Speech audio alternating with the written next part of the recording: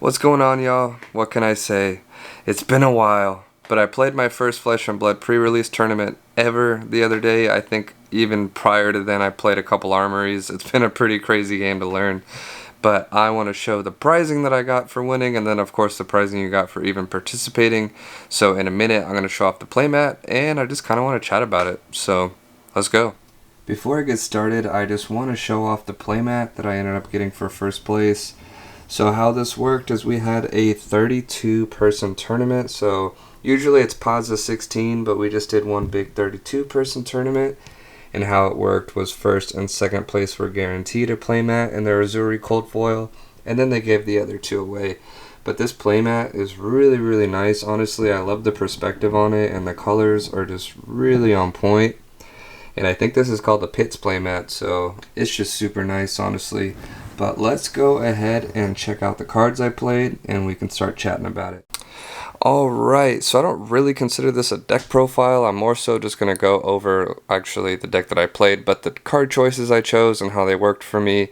And I'll probably go over some cards that maybe I would have tried, but really I want to hear from you in the comments because I am a new player. This was my first pre-release, like I said, and I've played literally like 2 armories up until this point. So I thought the pre-release was actually a really great equalizer. Instead of having to memorize all these heroes and all these like other cards that have come out in other sets, you got to really narrow it down with a pre-release, and it just levels the playing field, and it was just a ton of fun. Everybody was super nice. So how it worked, I think I already said it, but it was like a 32 person tournament, so we're about to get into that. And yeah, I definitely recorded this differently than I usually do. I'm actually moving soon, but I'm staying here, just going to a different house, obviously. So I'm going to have a new studio, and it's actually one of my goals to just kind of spruce it up in ways that I didn't do at this place.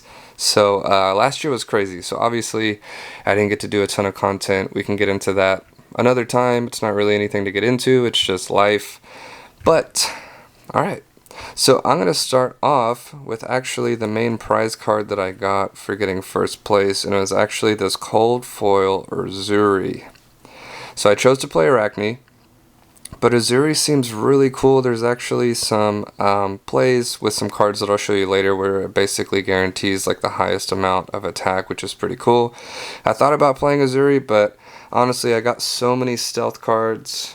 And, I mean, she's fine with stealth cards, obviously, but with Arakni, I was just going for more consistency, and that's just the route that I chose. And just for playing, you got 2 double-sided tokens. So this token is absolutely crazy. This definitely won me some games. So with the Blood Rot, I actually don't think I'll go over card meanings today because you probably already know what these cards do. These are double-sided cold foil tokens. So they all look pretty nice, honestly. Yeah, it's pretty cool that you get this stuff for just playing, and you'll see, like, I don't know if it'll focus, but the little P down there, just for playing these events, so it's pretty cool that they hand out stuff like this. And then the Ponder token's cool, too. I forgot what card it is. I'll probably go over it later, but, you know, if it hits, you get a Ponder token, you get to draw at the beginning of your end phase, which is pretty nice. And then the art in this set is just crazy. I actually ordered a case, so I don't know how much of it I'm going to be opening up. I mean, I want to open all of it, but I don't really think I have the audience to open a whole case on stream, but we'll see. But I'll probably definitely open a couple boxes for some videos, and then I think I might, haven't decided, maybe save one to like draft or, you know, do something like that, because this set is very draftable. But okay. Let's get into what I chose. I literally have no play sets except for one card. So we're going to go over equipment first before we go into the deck. So like I said, we have the homie Arakni. So this card, I'm not going to go over, you know, like meanings and stuff, but for the sake of this, it just gives your first stealth card go again. And I really like consistency, so whenever I see go again, I'm all about it. So Arakni gives your first stealth card go again. Spider bites are absolutely insane. There's tons of plays that you can do with these, and there was plenty of times where, I mean, even so I played a lot of mirror matches. There's plenty of times where you just have to block these cards because you just don't know if they have the attack reactions, and a lot of the times they didn't. But you know, it's just one of those things where I can't really take the chance because it got down to the wire where I have 3 life left and they have, either the same or just a little bit lower or higher, and you just can't take chances like that. So the spider bite really puts fear into people, especially because it has piercing, and then cards they block with later that turn have -1. This card was cool. So I think the equipment I chose for today honestly came through. The only thing I might want to try next time is the Mask of Shifting Perspectives, and I'll pop that card out here in a little bit. But this card was great. There was one time where this card really saved me, and honestly it's why I won the match. But yeah, you just pay a resource and you put a card from your hand or your arsenal on the bottom of your deck, and yeah, draw or get a new one, right? I don't remember what this card does. This is all still pretty new to me, but it was really good. And then obviously it blocks for 1. And what's crazy with the spider bite, these are all new cards to people, but they want to block with this because this swings in for 1, but it has piercing, so the mask actually wouldn't block for anything. So there's plenty of times where there's, they have to block from hand or they just have to take it. This card was so good, honestly. This really came through for me. I was lucky to pull a cold foil though, so super happy about that. But at instant speed you can pay a resource. Oh no. At instant speed you pop this and generate a resource, which is pretty cool, and you can only activate it when you have no cards in hand. So there was plenty of times where I would swing with something, and then at instant speed I was actually pop this, and then I would go ahead and have that extra resource to give it to this, and then I could really poke through with that extra damage. It really came through because I imagine even with Blitz or any of the other open formats, the margins are really, really thin, and the margins were super thin for me. I think every match except the very first one was like I was winning 1-0 or 2-0 or something like that, and cards like this just really helped me push through because that little extra point of damage is actually really important.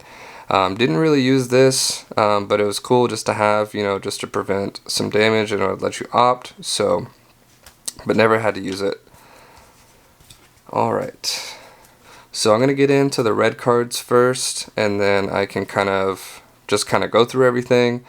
So my first match was against Benji. It was pretty tricky, but that was probably actually the easier match of the day because my next 3 matches were assassin mirror matches. It was 2 Araknis, and then I played Urzuri, and that's the match that took me, or it was Arakni, Urzuri, and then Arakni, and then I actually played Azelea in the finals, so that was pretty intense actually.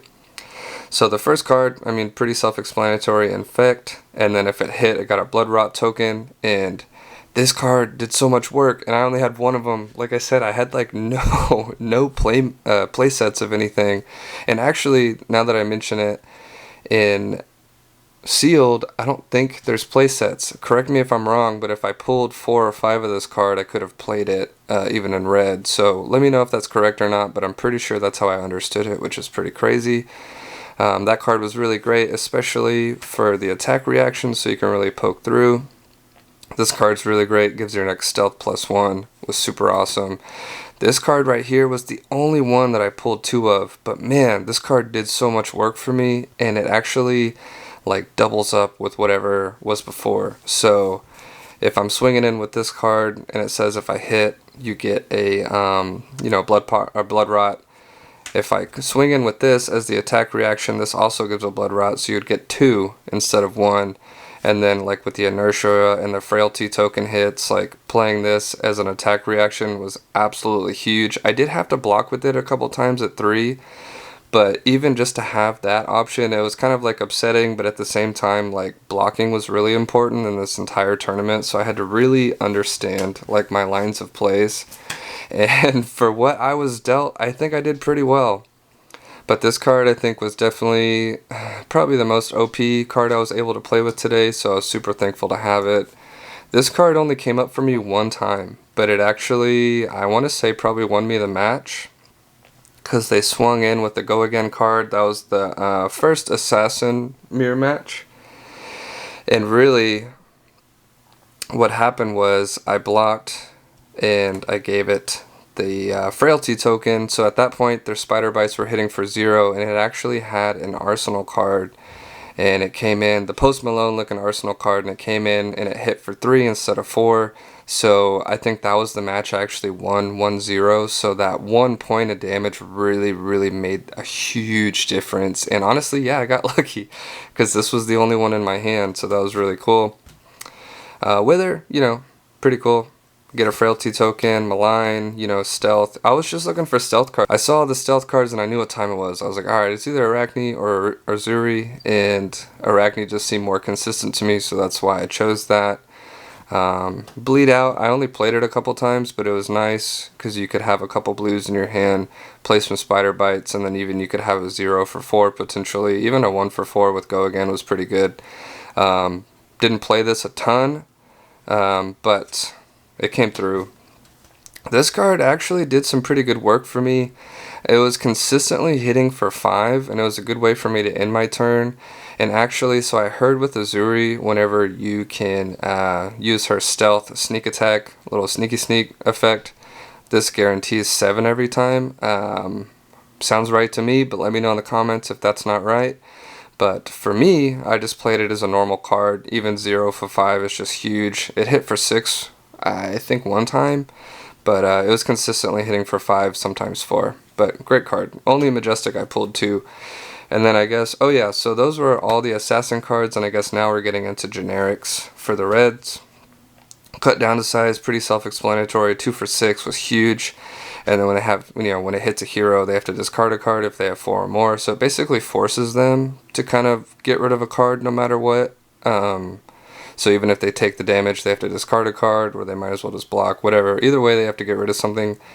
And, when you're hitting with the stealth, Go Again, if you have the right hand, there was a lot of times where, after I'm blocking, I only have 2 cards in my hand. So sometimes 3. A lot of the times it was 3 because I'd be like, okay, I can block for 3, I can afford whatever, and then I would swing with the stealth card and then pay for this guy. 2 for 6. It was pretty crazy. This card was pretty cool too. If it hits, you get a Ponder token, so it's just big attacks. 2 for 5, still really great.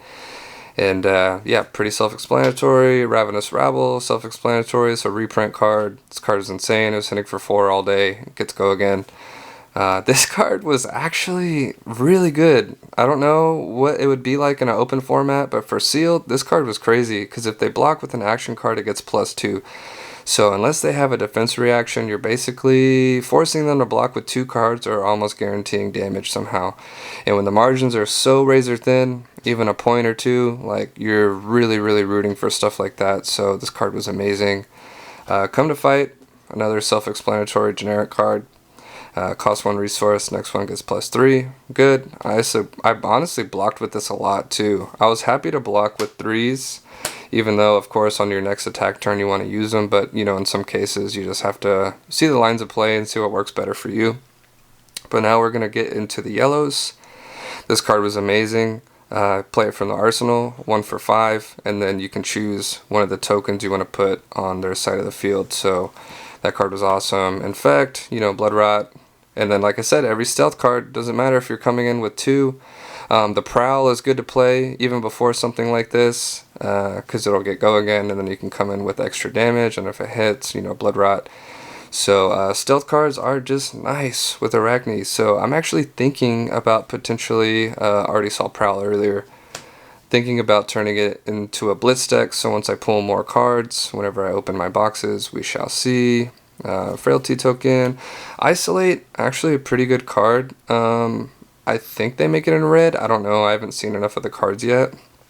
But, with a card that has Dominate, you could play this. They could only block with 1 card, and then you can come in with an attack reaction like the one I pulled earlier that gives them a Blood Rot token. So this card's really good. Humble's insane. It's like an erase face. I didn't pull any red versions. That's the one thing, is I told people I pulled pretty good, but I think I could have got... I'm happy with what I got, obviously. I won the tournament, went undefeated, but, pulling a red version of this would have been awesome. But the yellow is just as good, and, and there was a couple times where I actually did pitch this for a Spider Bite, believe it or not.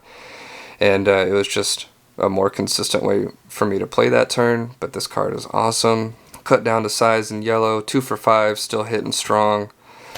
This card is cool, man. This is what I call the Post Malone card, and this was what my opponent played against me, the red version. It should be hitting for 4 in red, but since I played that one card that gave Arsenal -1, it only came in for 3. But if they block from hand, right? Oh yeah, if they defend a card from hand, it gives them a blood rot. All these blues I pretty much just used for resources, honestly, but I thought about playing the red version of this in my deck. I'll probably talk about that later, but it is one of those things where I do have to set it in the arsenal and then wait until the next turn, so probably would have been good, but still happy with the choices that I chose today. So this card won me the final. I think I would have won either way because they had like almost no cards left in their deck, and neither did I. But even when you have 2 blues, just for example, that's hitting with 2 spider bites, and then you have resources to come in for like a 2 for 6, which is crazy. But in the moment, I was like, okay, well, this is free and it has stealth, so I'm going to come in. I think I did a spider bite and some other shenanigans, and then I was able to poke through for the final match, which was great. But this was the only card that I actually played as an attack because honestly I had no choice, but then it does have stealth, so it gave me go again, which was nice. So I got 2 of those. This card was amazing. Again, I don't know if this is in red, that'd be cool, but a 0 cost gives your stealth card +1. That's all you need sometimes, so really great. And so like this one, to give something +1, or this, it costs 1, so I just really didn't use it that much because there was a lot of times where I just didn't have enough resources if I wanted to do this, so I just pitch it for a blue. Another card where, just pitched, sedate, stealth, if you needed to use it, and then this was the last one, the 2 for 4. So that was my deck. And if you don't know how sealed works, you get 6 booster packs. I think there's 16 cards in every booster pack, and you make a deck out of it. And I chose to play Arakni. I didn't have enough arrow cards to make like a ranger, and then with ninja there was just so much combo stuff that you were needing to pull, and then personally I just didn't know enough about Benji to even attempt that, so I felt like the safest option for me and the most consistent option was to choose Arakni, and it paid off for me. But before I end this video, I definitely want to talk about a few cards that I wish I would have tried, because this one actually, in the moment, you have like 30 minutes to build a deck, which sounds like a long time, but it's really not. So I kind of wish I would have tried this one. So as an attack reaction, you can destroy this whenever a dagger hits, and then you can put a card from your hand on the bottom of your deck if you do draw a card. And that seems kind of situational, but at the same time it puts pressure on your opponent to block the spider bites even more. So, and it still blocks for 1, which is great. So something I might try next time, even in Commoner. Like Arakni's going to be crazy in Commoner, so that's going to be cool. Almost wanted to try this card. I think, banish a card with 1 attack from your grade. When you do, it gains +1 go again. So it's a potential 1 for 5 with go again, but seems kind of situational, especially because I actually didn't attack with that many blues. So I'm glad I didn't choose it. This was the Post Malone card in red. Play it from your arsenal. Hits for 4. If they block it, they get a blood rot, which is crazy. Glad I didn't choose this because I was trying to be as least defensive as possible, so there was plenty of times where I was doing math, where if I was lucky enough to have a 3 card that blocks 3 in my hand, which you would see it down here, I was like, okay, well, if they're coming in for 6 or whatever damage, 5 damage, whatever, I can block 3, take the 2 or 3, and on my next turn I would have 3 cards in my hand and I could do way more. So a card like this, I just didn't want to have it in my deck because I didn't want to get caught up. It was played against me a couple times, but I think this is better for just like preventing, like, I don't know, there's cards that say like if it hits, deal 2 damage, whatever, and you can prevent it with cards like this, but I just didn't think I was going to see it, and I didn't see it, so that's why I didn't choose that. The Secret Horizon, the Urzuri player I played in the finals played this. It seems really good. Or not Urzuri, Azelea. Seems really good. Put a card on top of your deck when you do Secret Horizon gains go again. Then you can do Azalea stuff. And then, that's it. All these other cards are just all the other cards I pulled in the deck. And it was a lot of fun. Like I said, this wasn't really a deck profile because it's all just like random cards that I got to throw together, but all the stealth cards did really well for Arakni. It was a really good time, so I'm going to try to do some more content. I do it just for fun. It really just like it's a good time for me. Hopefully I can get out to some events this year and do some vlogs and stuff like that. But it was really fun. And one thing I really want to say before I end this video is it took me so long to try Flesh and Blood because I heard the ceiling was so high. And it was just really intimidating at first because last year in a lot of ways was just a lot for me mentally. It was too much going on. I was trying to sneak in content when I could, and it just didn't seem like it was possible a lot of the times. And then, a game like this where it has an RPG feel was just really, really cool to me, but I just got really discouraged because I heard it was just like such a complicated game. And it is, in a lot of ways, it is, but I gotta shout out Elden Ring one time. So in January, that was like my reset button, and I was like, okay, so for this entire month, I'm basically gonna do nothing because last year I did so much and it was overwhelming in a lot of ways, and a lot of people did a lot. I'm surrounded by people that are constantly hustling. It's not like I'm trying to single myself out. It's just last year was a lot. So for me, I was like, all right, this month I'm gonna reset and I'm gonna play Elden Ring. That's another thing I put off for a year because I heard it was crazy complicated, super hard. Long story short, I almost put about 200 hours into it in a month. Beat it like 3 times, on Next Game Plus, whatever I was on. And then, funny enough, I was like, alright, January is done. I think I'm good with Elden Ring for a while. All the DLC's coming out soon. Hype about that. And then it reminded me of Flesh and Blood. I was like, dude, Flesh and Blood is basically Elden Ring, but with cards because your equipment matters and your weapon and yada yada yada yada. So it made me want to get back in. So shout out John, Cowboy Rocksteady, for getting me back into Flesh and Blood and actually like teaching me how to play. He met up with me a couple times and like gave me the crash course, which was super confusing. But it's just one of those things where it just has to marinate. And it's still, confusing for me in a lot of ways, but it's just such a fun game. So yeah, that's all I gotta say. It was nice getting to make another video again. I miss doing this. I don't really care about views or anything. If you want to like and subscribe, that's cool. But really, I don't know, I just like doing stuff like this. So there is a huge skirmish coming up at the end of April. So as far as casual play, it's probably like the highest level of that. So it'll still be super competitive. I want to do good in that. There's some towers tournaments coming up this summer that I want to do well in. So yeah, we're just gonna keep shuffling cards and doing what we love, messing around with trading cards. So yeah, I think that's it. See you guys later. Thank you.